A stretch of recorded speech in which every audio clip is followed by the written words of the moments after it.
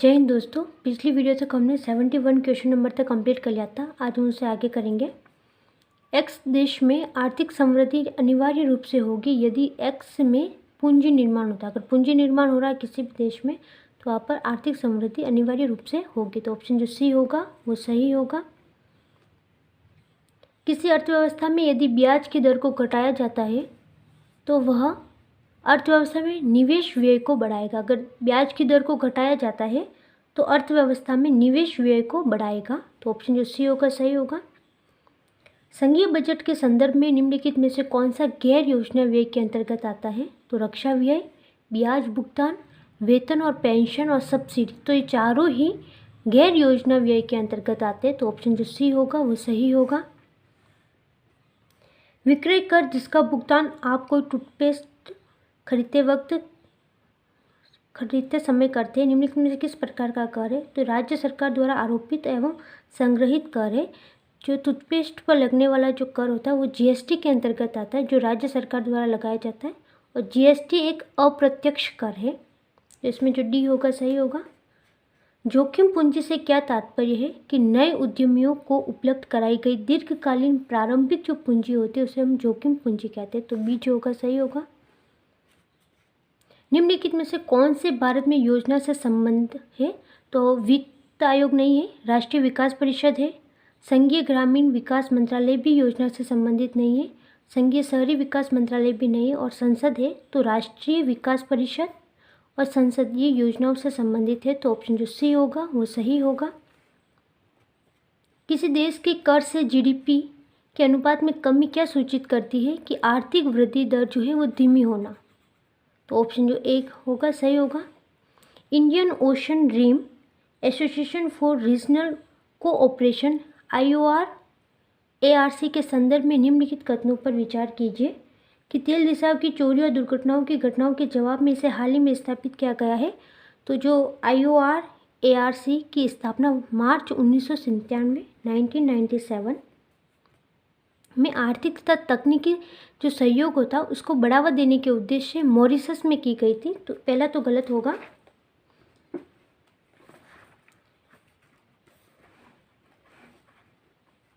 यह केवल समुद्री सुरक्षा के लिए एक गठबंधन है। तो ये भी सही नहीं होगा।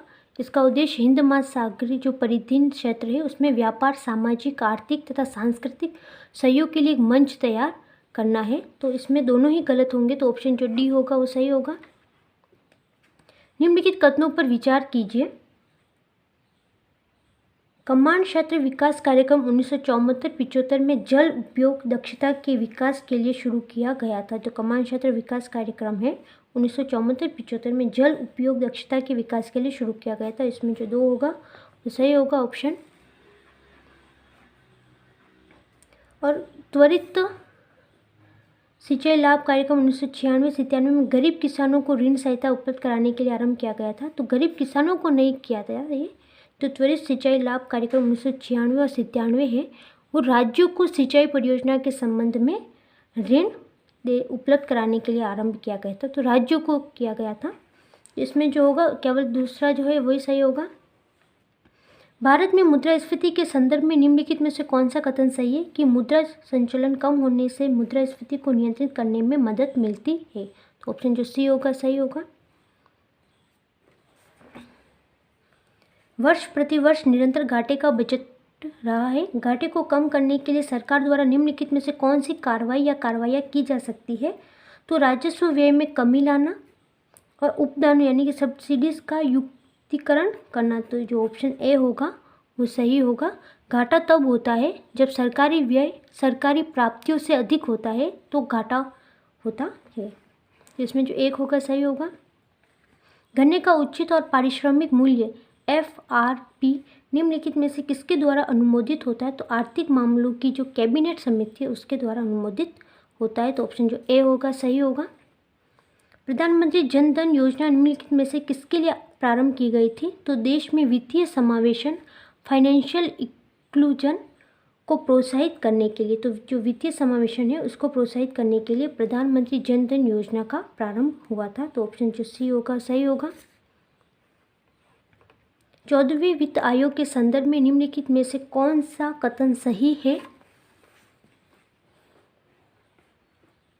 कि इसने केंद्रीय विभाज्य मूल्य में राज्यों की हिस्सेदारी 32% से बढ़ाकर 42% कर दिए। तो ऑप्शन जो ए होगा वो सही होगा।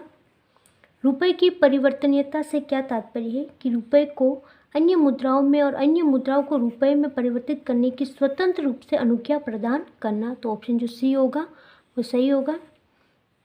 भारत सरकार ने नीति आयोग की स्थापना निम्नलिखित में से किसके स्थान लेने के लिए की? तो योजना आयोग की, जो 65 वर्ष पुराना योजना आयोग को समाप्त कर केंद्र सरकार ने उसके स्थान पर 1 जनवरी 2015 को नीति आयोग की स्थापना की है। जो नीति का पूर्ण रूप है वो है national institutions for transformation India है।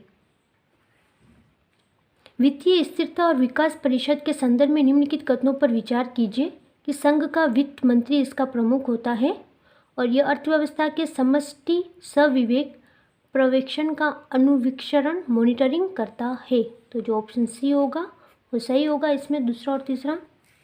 अटल पेंशन योजना के संबंध में निम्नलिखित कथनों में से कौन सा सही है? तो यह एक न्यूनतम गारंटिड पेंशन योजना है जो मुख्य रूप से असंगठित क्षेत्र के मजदूरों को लक्ष्य बनाती है। अभिदाता या सब्सक्राइबर की मृत्यु के पश्चात जीवन साथी को आजीवन पेंशन की समान राशि गारंटिड रहती है। तो इसमें जो ऑप्शन सी होगा वो सही होगा।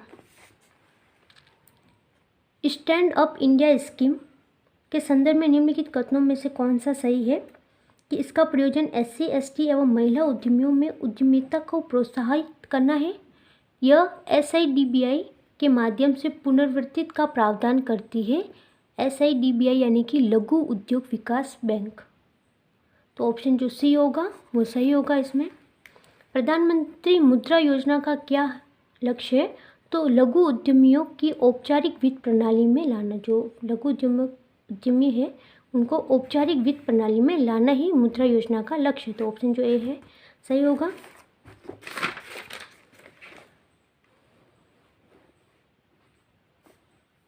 निम्नलिखित में से कौन सा सरकार की योजना उदय का एक प्रयोजन है? तो विद्युत वितरण कंपनियों के वित्तीय कायापलट और पुनरुत्थान का प्रबंध करना। तो ये डी जो होगा सही होगा। भारत में जिला खनिज प्रतिष्ठान का क्या उद्देश्य है? तो खनिज कार्य से प्रभावित लोगों के हितों की रक्षा करना ही जिला खनिज प्रतिष्ठान का उद्देश्य है। तो ऑप्शन जो बी होगा वो सही होगा। भारत सरकार की एक पहल स्वयं का लक्ष्य क्या है? तो नागरिकों को वहन करने योग्य और गुणवत्ता वाली शिक्षा निःशुल्क उपलब्ध कराना। तो ऑप्शन जो डी होगा सही होगा। कभी कभी समाचारों में दिखने वाले डिजी लॉकर के संबंध में निम्नलिखित कथनों में से कौन सा सही है?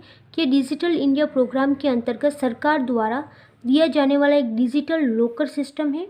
यह आपके ई दस्तावेजों तक आपकी पहुंच को संभव बनाता है, चाहे भौतिक रूप से आपकी उपस्थिति कहीं भी हो। तो जो ऑप्शन सी होगा वो सही होगा। ये जो डिजी लॉकर जो योजना है ये जो सरकार ने 2015 में शुरू की थी इसको। भारत सरकार द्वारा चलाए गए मिशन इंद्रधनुष किसी से संबंधित है? तो बच्चों और गर्भवती महिलाओं का प्रतिरक्षण। तो जो ऑप्शन ए होगा वो सही होगा। दिसंबर 2014 में शुरू किया था मिशन इंद्रधनुष। सरकार की संप्रभु स्वर्ण बॉन्ड योजना एवं स्वर्ण मुद्रीकरण योजना का उद्देश्य क्या है? तो भारतीय गृहस्थों के पास निष्क्रिय पड़े स्वर्ण को अर्थव्यवस्था में लाना और स्वर्ण आयात पर भारत की निर्भरता में कमी लाना। तो ऑप्शन जो सी होगा वो सही होगा। कभी कभी समाचारों में इवेंट होराइजन, सिंगुलेटरी, स्ट्रिंग थियरी और स्टैंडर्ड मॉडल जैसे शब्द किस संदर्भ में आते हैं? तो सूर्य और चंद्र ग्रहणों का अध्ययन करने के संदर्भ में आते हैं। तो बी जो होगा सही होगा। निम्नलिखित कथनों पर विचार कीजिए। भारतीय राष्ट्रीय भुगतान निगम national payments corporation of India NPCI देश में वित्तीय समावेशन के संवर्धन में सहायता करता है और MCI ने एक कार्ड भुगतान स्कीम रुपे प्रारंभ की है। तो ऑप्शन जो सी होगा इसमें दोनों ही सही है। एकीकृत भुगतान अंतरापृष्ठ यूनिफाइड पेमेंट्स इंटरफेस UPI को कार्यान्वित करने से निम्नलिखित में से किसके होने की सर्वाधिक संभाव्यता है? कि ऑनलाइन भुगतानों के लिए मोबाइल वॉलेट की आवश्यकता नहीं होंगी। तो जो ऑप्शन ए होगा सही होगा। मौद्रिक नीति समिति मॉनेटरी पॉलिसी कमेटी एमपीसी के संबंध में निम्नलिखित कथनों में से कौन सा सही है कि यह आरबीआई की मानक ब्याज दरों का निर्धारण करती है। तो जो ऑप्शन ए होगा सही होगा इसमें। ब्याज दर जिसमें अगर हम देखें तो रेपो रेट, सीआरआर, एसएलआर आदि का फैसला करती है ये मौद्रिक नीति समिति। तो ए सही होगा इसमें। भारत में लघु वित्त बैंकों को स्थापित करने का क्या प्रयोजन है? लघु व्यवसाय इकाइयों को ऋण देने की पूर्ति करना और लघु और सीमांत कृषकों को ऋण की पूर्ति करना। तो उसमें जो ऑप्शन ए होगा सही होगा।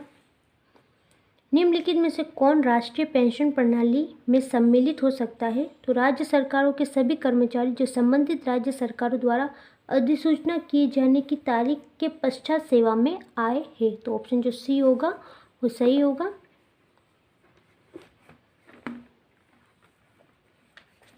वस्तु एवं सेवा कर goods and service tax GST के क्रियान्वित किए जाने का सर्वाधिक संभावित लाभ क्या है? तो यह भारत में बहुल प्राधिकरण द्वारा वसूल किए जा रहे बहुल करों का स्थान लेगा और इस प्रकार एकल बाजार जो है स्थापित होगा। एकल बाजार स्थापित करेगा ये बहुल करों का स्थान लेकर। तो ऑप्शन जो इसमें ए होगा वो सही होगा। बेनामी संपत्ति लेन देन का निषेध अधिनियम 1988 पीबीपीटी अधिनियम के संदर्भ में निम्नलिखित कथनों पर विचार कीजिए कि बेनामी पाई गई संपत्तियां सरकार द्वारा जब्त किए जाने के लिए उत्तरदायी होगी। इसमें जो ऑप्शन बी होगा वो सही होगा। निम्नलिखित कथनों पर विचार कीजिए। पिछले दशक में भारत के जीडीपी के प्रतिशत के रूप में कर राजस्व में सतत वृद्धि हुई है। पिछले दशक में भारत के जीडीपी के प्रतिशत के रूप में राजकोषीय घाटे में सतत वृद्धि हुई है। तो उस वक्त दोनों में से कोई सही नहीं था। उन्नत भारत अभियान कार्यक्रम का ध्येय क्या है? उन्नत भारत अभियान का है कि उच्च शिक्षा संस्थाओं को स्थानीय समुदाय से जोड़ना, जिससे समुचित प्रौद्योगिकी के माध्यम से विकास की चुनौतियों का सामना किया जा सके। तो ऑप्शन जो बी होगा सही होगा। राष्ट्रीय निवेश और अवसंरचना नीति के संदर्भ में निम्नलिखित कथनों में से कौन सा सही है कि यह नीति आयोग का एक अंग है? तो नहीं। और वर्तमान में स्कोपर 4 लाख करोड़ है। तो इसकी जो कुल जो फंड है वो 4 लाख करोड़ है। तो इसमें न तो एक होगा न दो। तो इसमें ऑप्शन डी सही होगा। निम्नलिखित में से कौन सी राष्ट्रीय पोषण मिशन के उद्देश्य है? तो गर्भवती महिलाओं तथा स्तनपान कराने वाली माताओं में कुपोषण से संबंधित जागरूकता उत्पन्न करना, छोटे बच्चों, किशोरियों और महिलाओं में रक्त अल्पता की घटना को कम करना। तो ऑप्शन जो ए होगा सही होगा इसमें। विद्यांजलि योजना का क्या प्रायोजन है? तो निजी क्षेत्र और समुदाय की सहायता लेकर सरकारी विद्यालयों में दी जाने वाली शिक्षा की गुणवत्ता बढ़ाना। तो ऑप्शन जो ए होगा सही होगा। निम्नलिखित में से कौन सा भारत सरकार के डिजिटल इंडिया योजना का उद्देश्य है? तो भारत की अपनी इंटरनेट कंपनियों का गठन, जैसा कि चीन ने किया है, और एक नीतिगत ढांचे की स्थापना जिससे बड़े आंकड़े एकत्रित करने वाली समुद्र पारीय बहुराष्ट्रीय कंपनियों को प्रोत्साहित किया जा सके कि वे हमारी राष्ट्रीय भौगोलिक सीमाओं के अंदर अपने बड़े डेटा केंद्रों की स्थापना करें। तो जो इसमें ऑप्शन ए होगा वो सही होगा। निम्नलिखित कथनों पर विचार कीजिए। निम्न में कौन सा सही है? तो भारत सरकार कोष पत्र ट्रेजरी बिल जारी करती है और राज्य सरकारें कोई कोष पत्र जारी नहीं करती। ऐसा ही है। जो ट्रेजरी बिल होता है वो भारत सरकार या केंद्र सरकार ही जारी करती है। कोष पत्र ऑफर अपने सम मूल्य से बट्टे पर जारी किए जाते हैं। तो इसमें जो ऑप्शन सी होगा, 2 और 3 दोनों ही सही है।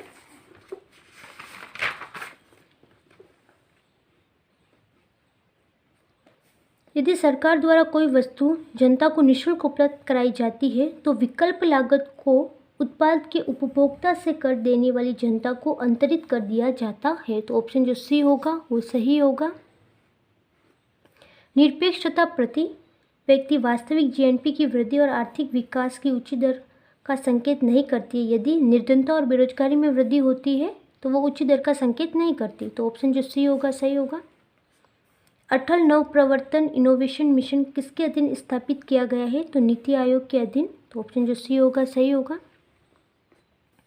किसी दिए गए वर्ष में भारत में कुछ राज्यों में आधिकारिक गरीबी रेखाएं अन्य राज्यों की तुलना में उच्चतर है, क्योंकि कीमत स्तर अलग अलग राज्यों में अलग अलग होता है, इसलिए जो गरीबी रेखा है अन्य राज्यों की तुलना में उच्चतर होती है। तो ऑप्शन जो बी होगा सही होगा। भारत की पंचवर्षीय योजनाओं के संदर्भ में निम्नलिखित में से कौन सा कथन सही है कि दूसरी पंचवर्षीय योजनाओं से बुनियादी तथा पूंजीगत वस्तु उद्योगों के प्रतिस्थापन की दिशा में निश्चयात्मक जोर दिया गया है। चौथी पंचवर्षीय योजना में संपत्ति तथा आर्थिक शक्ति के बढ़ते संकेंद्रण की पूर्व प्रवृत्ति के सुधार का उद्देश्य अपनाया गया। और पांचवी पंचवर्षीय योजना में पहली बार वित्त क्षेत्र को योजना के अभिन्न अंग के रूप में शामिल किया गया था। तो पांचवी पंचवर्षीय योजना में नहीं, छठी पंचवर्षीय योजना में पहली बार वित्तीय क्षेत्र को योजना के अभिन्न अंग के रूप में शामिल किया गया था। तो इसमें जो पहला होगा, पहला और दूसरा ही सही होगा। मातृत्व लाभ संशोधन अधिनियम 2017 के संबंध में निम्नलिखित में से कौन सा कथन सही है कि 2 बच्चों वाली महिलाओं को न्यूनीकृत हक मिलेंगे।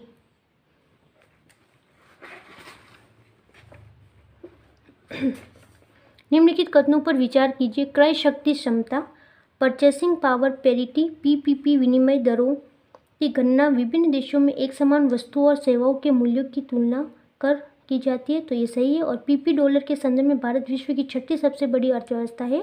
तो भारत अमेरिका और चीन के बाद तीसरे नंबर पर है। तो दूसरा गलत होगा, ये सही होगा इसमें। भारतीय रुपये की गिरावट रोकने के लिए निम्नलिखित में से कौन सा एक सरकार या भारतीय रिजर्व बैंक द्वारा किए जाने वाला सर्वाधिक संभावित उपाय नहीं है। तो वो है एक प्रसरणशील मौद्रिक नीति का अनुसरण करना। तो ये नहीं होगा अगर किसी भारतीय रुपये की गिरावट को रोकने के लिए। इसके अलावा गैर जरूरी वस्तुओं के आयात पर नियंत्रण तथा निर्यात को प्रोत्साहन, भारतीय उधारकर्ताओं को रुपये मूल्य वर्ग के मसाला बॉन्ड जारी करने हेतु प्रोत्साहित करना और विदेशी वाणिज्यिक उधारी से संबंधित दशाओं को आसान बनाना। तो ये उपाय वो कर सकते हैं तीनों। किसी अर्थव्यवस्था में मुद्रा गुणक निम्नलिखित में से किसके साथ साथ बढ़ता है। तो जनता की बैंकिंग आदतों में अगर वृद्धि होगी तो मुद्रा गुणक भी बढ़ेगा।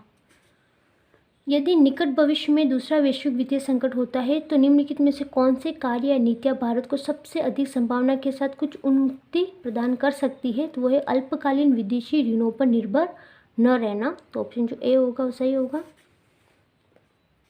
यदि आप अपने बैंक के मांग जमा खाते से 1 लाख की नकद राशि निकालते हैं तो अर्थव्यवस्था में तात्कालिक रूप से मुद्रा की समग्र पूर्ति पर इसका क्या प्रभाव पड़ेगा। तो मुद्रा की समग्र पूर्ति अपरिवर्तित रहेगी।